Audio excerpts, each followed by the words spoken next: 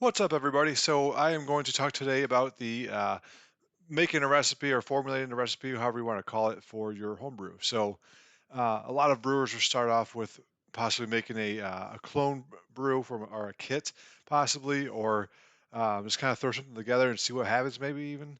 Um, but when you actually want to formulate a recipe, there's a few different things I do to kind of get close to what I'm trying to brew. So let's start with, um, let's say I just want to make a simple IPA, nothing too crazy about it, because that will obviously vary. But first thing I'll do is go to my favorite two or three go-to IPAs. So maybe even Bell's Two Hearted because it's a good, simple, easy drinking, easy to brew beer. And then kind of when I'm tasting it, I'm talking about actual research here. Uh, Drinking a couple beers and tasting the notes that you're looking for and you like. So if you like those Centennial type hops and that grapefruit type character, then those are the hops you're going to want to use. That simple almost. If you want to change it out, look up the different hops and look at what type of flavors you're looking for. And kind of write those down and narrow it down to your top one or two. And I recommend if you're still experimenting with hops, do a smash, a single malt, single hop, so you can really dive into that particular hop even closer. So now for let's say a maltier beer, a stout, a porter, a Belgian quad, something like that. Um, get those, get two or three or four different types of those beers, and do a little taste testing lineup. Kind of figure out where you like that better. Is it drier? Is it sweeter? Um, I can kind of go to all those malty beers I just mentioned. Same with a brown ale, right? Now, there's different things you can do for all these beers. So, if you have the capacity to make a 10-gallon batch, maybe you make the same exact recipe for a brown ale, and you try maybe like a English type of yeast or a Irish type of yeast, something like that. That way you can compare those two directly.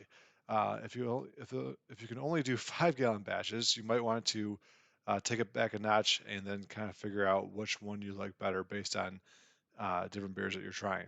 Now, how can you tell the type of beer that you just tried for your experiment what the recipe is? The good chances are, if it's a bigger brewery, they already have there's a clone recipe online somewhere. And what I'll actually do is Google the name of that beer, the type, the name of the brewery, and then type in clone all grain recipe or even extract recipe because you can always convert those back and forth. This will give you a pretty good idea. Now you might have to look at two or three of them to see people's opinions because it's all it is someone that wrote that themselves opinion on that type of beer. So um, if you can find two or three of them, you can usually find some small variances to see the heart of the recipe. And that will get you close to what you're possibly looking for. Now, from there, you just vary it up a little bit. So maybe take out some crystal malt and replace it with some Munich or something like that. So, right, so simple little things like that. Um, Now, when you formulate a recipe, though, obviously your two rows going to be a big base, or maybe Maris Otter or some Pilsner malt.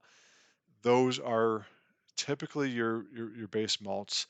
Um, from there, without going into the entire book of malt or all types of variations of malt, you really can't.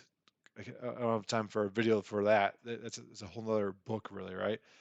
Um, but kind of figuring out where you want to go with the style guidelines. I did that um, from a book called Designing Great Beers.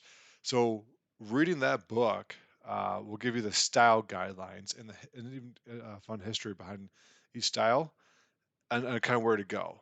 Now, I've uh, I've done a video on this before where like the Kolsch, I don't go in the style guidelines by the Kolsch. So if I brew a Kolsch, I don't care if it's over 6%, but the style guidelines will get me close to that style, and then I can vary it from there. Um, so that's one way. Now, I've read that entire book one and a half times. I say that because I read it once, and then I go back to it when I want to make a different beer that I haven't made for a while and kind of look over that style again.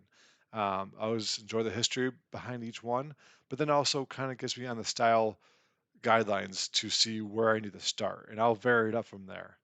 Um, it's kind of the heart of how I create a new recipe for myself. Everyone else probably does it a little different, but that's how I start mine. I would love to have a conversation with us in the comments, so make sure you uh, comment below, like this video if you can, please, and also thanks for subscribing, and send this video to your friends that are also brewers. Thanks and cheers.